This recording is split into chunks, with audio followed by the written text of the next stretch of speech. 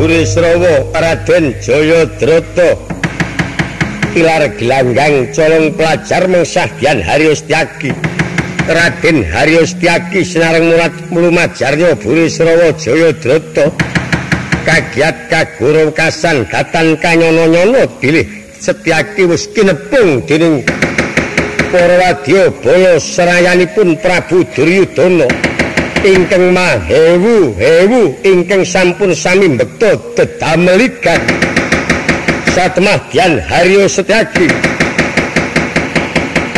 sedaya padi ingkang raka nata Ndrawati sumusul manjing jroning kadaton Koko Prabu ketiwasan katrangan menagari Ngastina Prabu sampun sedya dipun karaya Koko Prabu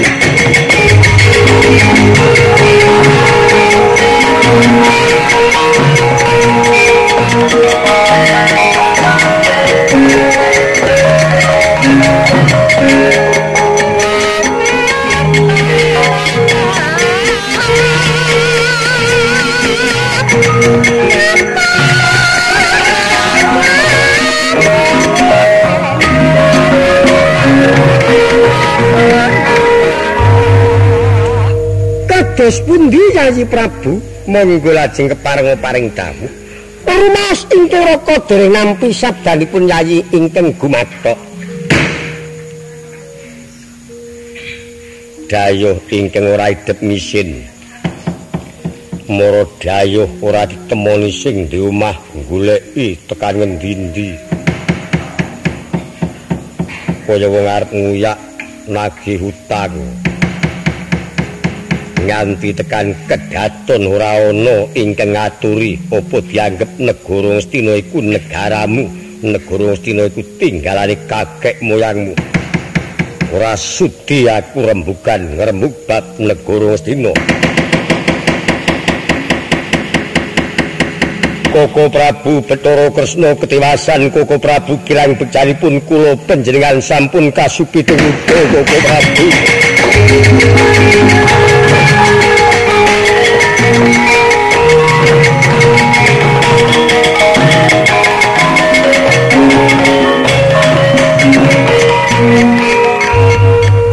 Jeleh kono bocah cilik ana apa Setyaki Koko Prabu ndadosna kawuningan kula wonten saluhuring rata Jaladara dipun larak dening Jayadrata menapa dene Kakang Burisrawa sareng kula kembari kadigdayanipun boten kanyono-nyono sampun kebak para wadya bala serayanipun Prabu Duryudana sedya nguruyuk angroyok Koko Prabu dalasan rayi paduka ingkang mongko dedamel nggabat jati arat terus manggaken Koko Prabu lajeng kados pundi Nata Ndrawati midanget aturnya Dian Haryostyaki jelek dadi boros rewu brahala saguning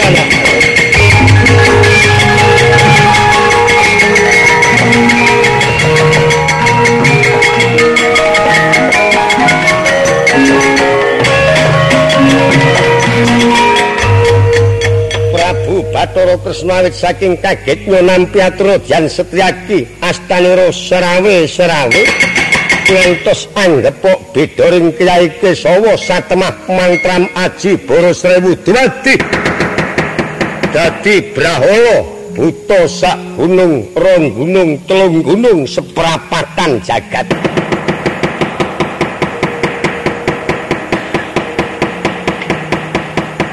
saknalika mestakanipun dados 1000 tangane 8 ingkang sami ambekta saliring sanyata nekrane 2000 talinganipun 2000 untune 32.000 srawe punang asta anggedruk nagari Ngastina saengga ana lindhu cipta wiringganira gleger kaya gluduk wong Ngastina amuk wong Ngastina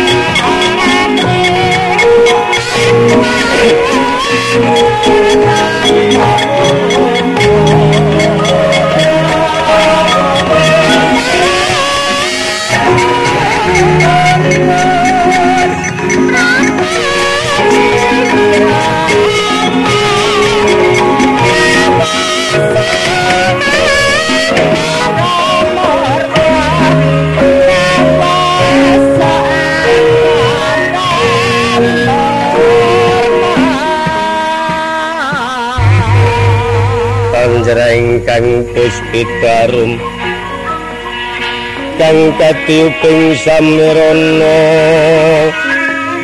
amri skar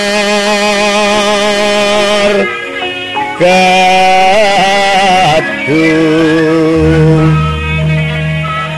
telas kandaning puspita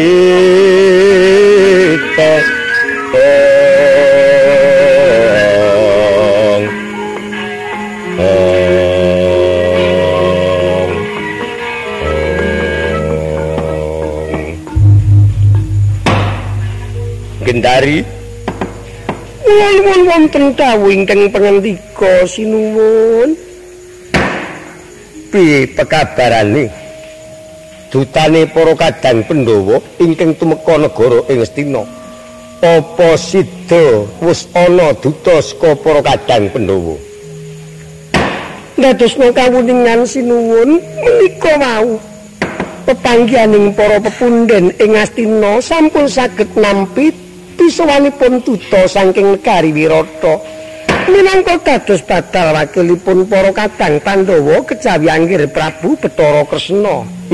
Kresna putrane Koko Prabu Basudewa Swargi. Wong-wong inggih. Piye pungkasaning rembug? Dadosna kawuningan sinuwun nalika wau kula ugi ukara sing manah kula kedah dipun tekahi negari Sina sampun ngantos dipun paringaken para Pandhawa. Namun sinareng kula mangertos Bathara Kresna ketingal mawa cahya. Irwacaya menika pangeja wantahing Bathara Wisnu ingkang mangka dipun ayomi dening dewa. Sekawali wang Bathara Nrada Sang Hyang Janaka Sang Hyang Kanwa Rama Parasu. Pindha ginarit braja lungit kumesar sing manah kula sinuwun sakemah kula gadah pamundhut dhateng ingkang putra supados panuwunipun para Pandhawa dipun sembadanana. Ya kok mulak-malik penemumu iki kepiye, Gendari? Nalika semana kuwi sarujuk karo sing kuni kudu panuwuning Pandhawa iku diduwa. Awit putra-putraku para Kurawa duwe panemu kalamun perang Baratayuda dumadi aku ingkang bakal nrenggalangi para Pandhawa nadyan aku ora ngerti soroting Sang Hyang Bagaswara nanging haji lebur sekedhi kena tanggo gawe mungkasi nyawane para kadang Pandhawa lha kok dadi minjur pamikirmu mongko wis kebacut Suyudana ngrilakake kula nuwun inggih mila mekaten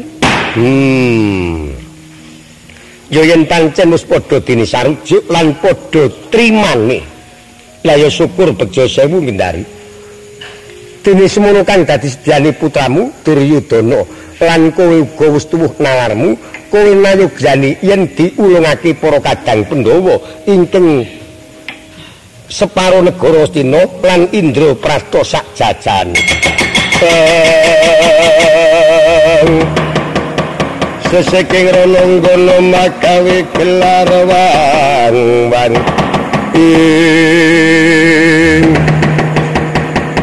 Gendari lha sinuwun iki suarane ngopo gemerut lah kok dadi bumi hoyak jagat Bendara jagat kula kinten sak pengker kula menika wau tentu wonten kadadosan ingkang kirang prayogi kaliyan menika suwantening Bandayuda sinuwun awit wonten suwantening Kalantaka wonten suwantening bedhil bebrondongan wonten suwantening sesambat utawi tangis sinuwun kados pundi sinuwun lha ora patut nek ngono ingkang ora duning ingkang dadi dutane para kadang Pandhawa ing atas panuwuning Pandhawa disembadani marang kanakku Kurupati lha kok gawe deletah ana negara Astina ora mokal yen para Kurawa mesti kalah karo Prabu Bathara Kresna yen mengkono dutaning Pandhawa aku ingin kudu nrenggalangi katidalan Gendari tuntunan tak kembarane katidalan Prabu Bathara Kresna iki suarane apa tak nyatane Pak Tibai lebur sekti mesti ajur kuandane. Sinuwun menika suwanten ngayuda sinuwun sampun ngantos panjenengan mijil saking salebeting Katuloyo. Aku tuntunan Gendari. Kapan kowe gelem nuntun aku menyang dhewe lho men tekan ngendi-endi ya ben ngene. Jagat, monggo sinuwun ngajri raseng manah kula. Ora perlu wedi ayo tuntunan aku.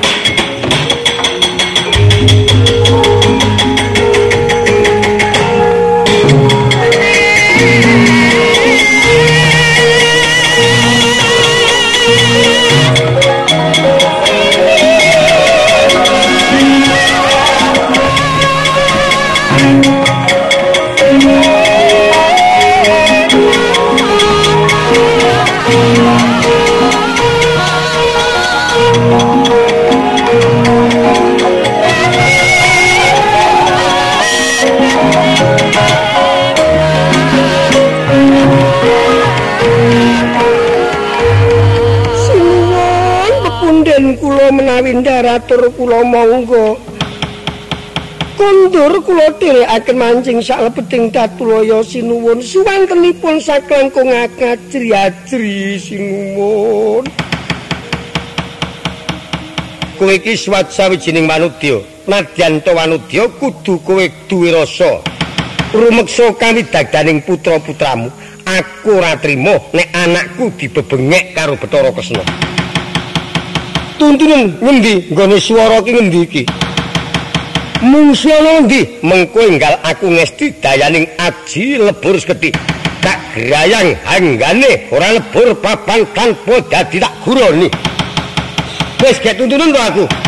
Kula nuwun nggih sinuwun, namung sampun ngantos mengko penggalipun aku ki kudu daya-daya enggal ketemu mungsuh.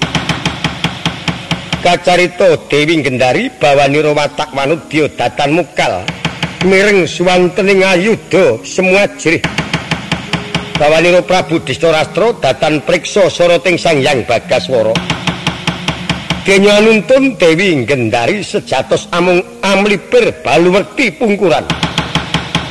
Sedyanira Prabu Distorata sedya mapagaken mengsah nanging saking jerihnya Dewi Gendari amung dipun jak melipir wonten baluwerti pungkuran.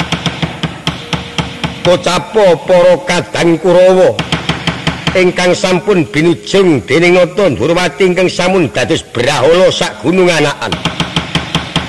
Sampun kasupiting kewuh pelajarnya para Kurawa sedya anganan datan saged angiring datan saged ingkang mangka saya anyaketi Risang brahala kadadosanira Nata Ndurwati.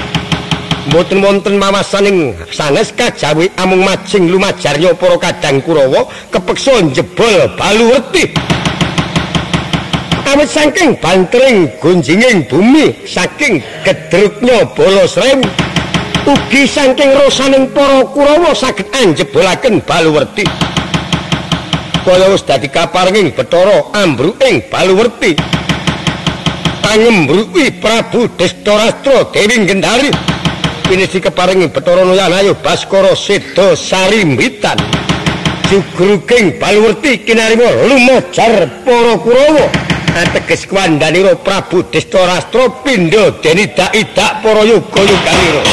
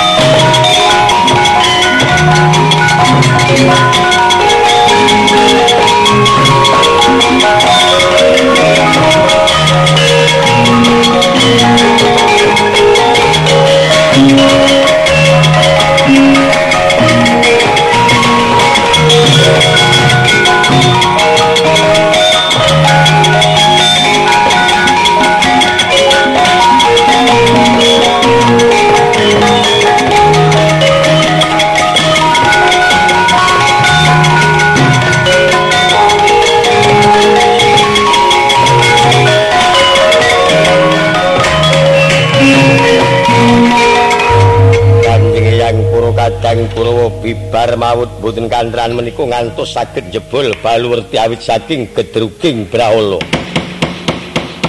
Duryudana mula senajan wayah Prabu wedi marang pengamuking raseksa iki kepeksa takjak anyaketi jugruging Baluwerti.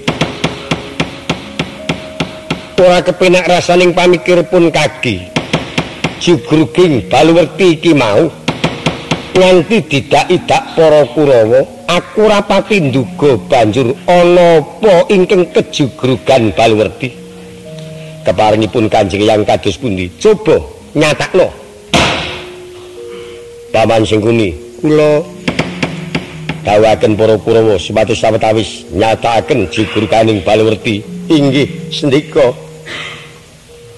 Kacarita sinareng para kadang Kurawa tumandang sesarengan pambuktikaken salebeting jugruganing Baluwerti kawistara Prabu Distarastra Dewi Gendari Seda sarimbitan kumembeng sungkawa para kadang Kurawa.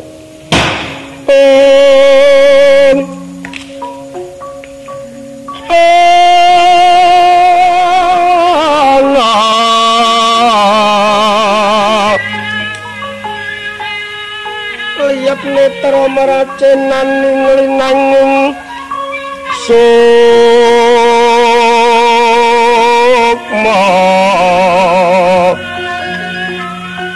raka ilang sukmamu lelayangan paraga ngendi nggonmu tiba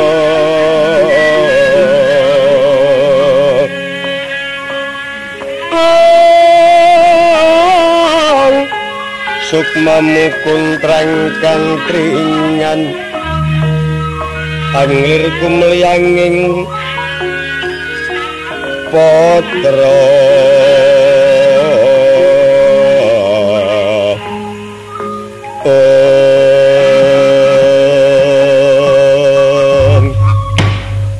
pepunden kula Kanjeng Rama mboten nginten Kanjeng Rama Kanjeng Ibu Seda sarimbitan kajugrugan Baluwerti Rama kula aturi ngentosi buka pangarib-arib bali penganti-anti ingkang putra mboten saged kantun dhateng paduka Rama. Aduh punden kula Koko Prabu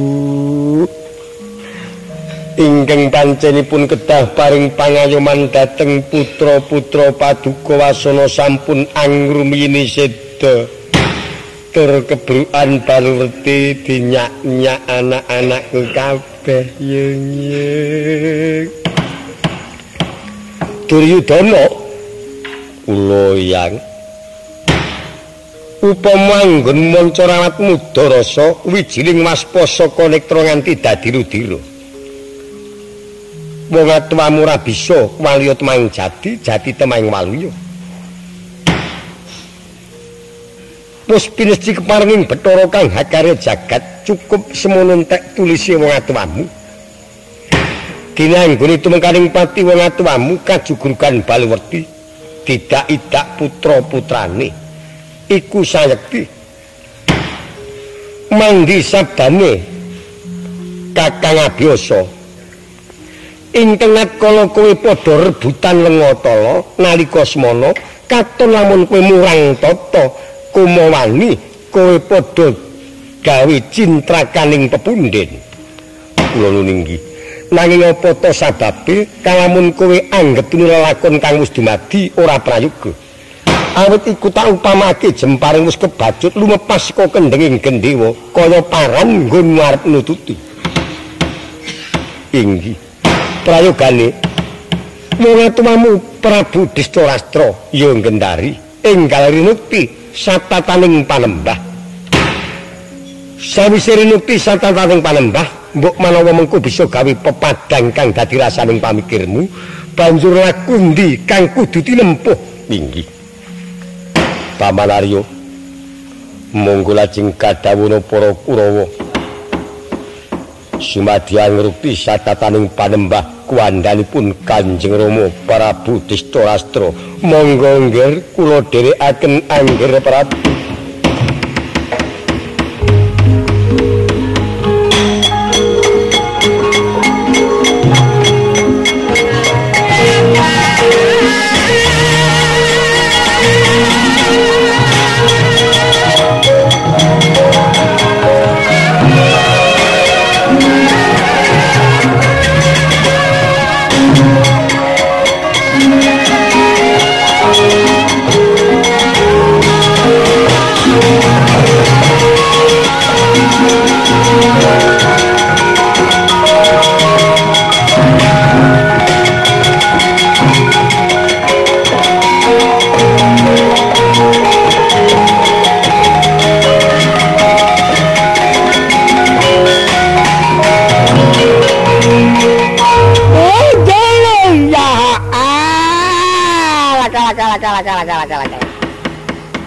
Nggih Bathara Kresna, kita kudu enget nggih, aja kita nguja hardaning kanepson, kita sedya nglebur negara Astina. Lamun kita wis wujud kaya mengkono iku, aja meneh kok mung negara Astina, ora lebur papan tanpa dadi. Jagat saisine sedya kita untal bisa kelakon mlebu nang waduk kita. Nanging kalamun kita sedya nglebur negara Astina iki yen mengkono tanpa guna, kita wis nampa nugraning Bathara Citapsara kang isining sastra mratelakake lakuning perang Baratayuda Jaya Binangun. Nggih. Baratayuda Jaya Binangun keparinging Bathara kang hakarya jagat. Mengku kersa telung prakara kang sepisan perang Baratayuda iku dadi sarana. Papan padununganing ngunduh waing pakarti. Kaping pindho perang Baratayuda dadi sarana. Sapa ala bakal ketara, becik bakal ketitik, makarti ala sadurunge perang Baratayuda durung kawistara. Makarti becik durung kawistara. Ana sadurunge perang Baratayuda, ya Baratayuda kono bakal bisa kawistara sapa kang ala ketara becik ketitik. Kaping 3 perang Baratayuda dadi srana ngambek Angkara Budi Candala. Kalamun kita sedya murungake perang Baratayuda, yen mengkono kita sedya ngumbar Angkara nang Madyapada. Cukup semene ngger duka kita prayoga kita rajut.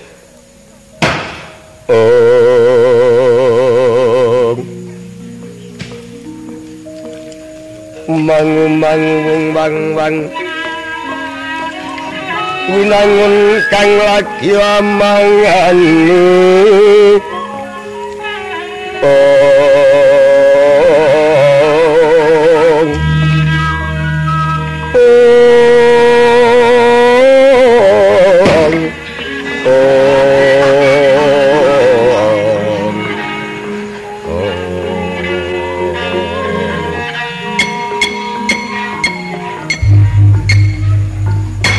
ora memper gendong wong tuwa terus turu.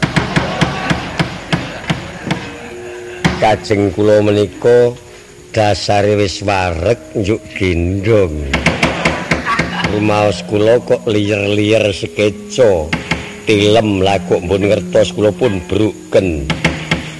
Mboten pun gendong malih Koko Prabu. Gendong kok ya mau dek isih gedhe, saiki wis ora gedhe kok gendong. Koko Prabu kok saged mboten ajeg yen do ngalit yen do ageng terus putih to.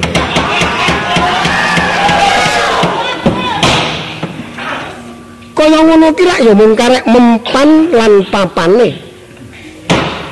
Awitekne aku iki mau ora wani gedhe, musuhku gedhe dhuwur ki. Yayi Prabu Duryudana ki lak gagah gedhe dhuwur, nek aku ora iso gedhe rak kewalahan. Saiki ngadu arep karo kowe ya mung cilik, ayo rasah gedhe-gedhe kok kowe. Koko Prabu saged triwikrama dados Brahala. Iya. Mbok kula pun paringi mantramipun. Aja sembrono. Sencaki guneman karo sembrono karo Bathara Kresna kok sembrono. Kuwat apa kowe lakune? Wawi, bagus. Kuat kowe mutih 40 dina 40 bengi. Wawi. Kuat kowe napa mendem 100 dina. Wawi. Bagus. Kuat ora caket wanita 100 dina lawase. Pripun niku wau? Ora caket wanita 100 dina lawase kuat. Mungguh ditebas 10 wengi mon pripun niku?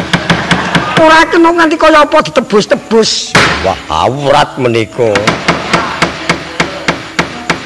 Ora perlu kok kowe ndandak ngrasani Triwikrama ngrasani dadi Brahala.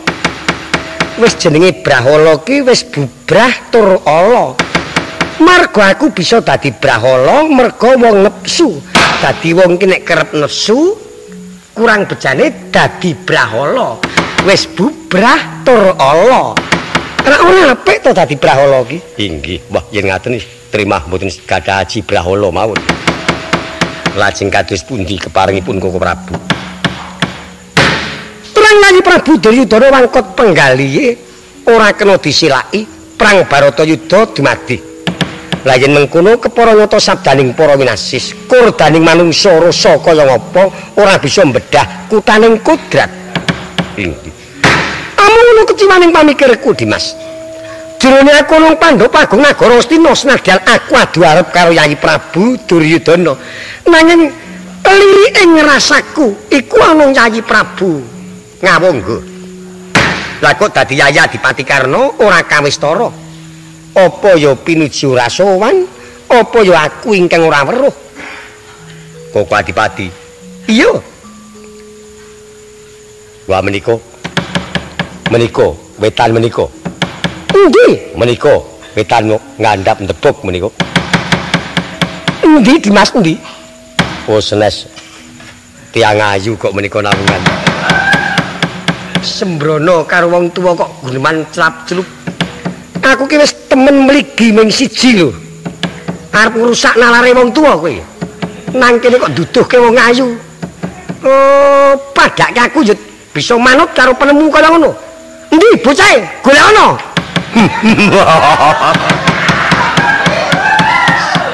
Malah guyu kowe iki nek guyu ora wangun ngono. Dimas iki kula ana tapake ngrata prayoga kowe lan aku wah ana rata.